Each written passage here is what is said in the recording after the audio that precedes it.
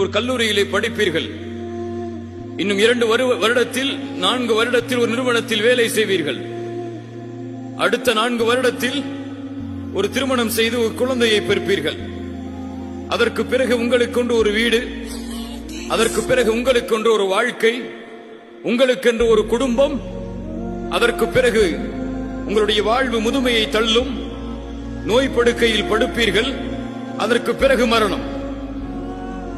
இப்படி ஒரு வாழ்வை வாழ்வதற்கா அல்லாஹ் எம்மை படைத்தான்? இப்படி ஒரு வாழ்வை வாழ்வதற்கா அல்லாஹ் எம்மை லா இலாஹ இல்லல்லாஹ் என்ற கலிமாவோடு அல்லாஹ் ரப்புல் ஆலமீன் பிறக்கக்கூடிய வாய்ப்பை கொடுத்தான்? கால்நடைகள் வாழ்கிறது நோக்கம் இல்லாமல், குறிக்கோள் இல்லாமல், லட்சியம் இல்லாமல். அல்லாஹ் சொல்கிறான், யதமத்தஊன் வ யஅகுலூன் கமா தஅகுலுல் அன்ஆம்.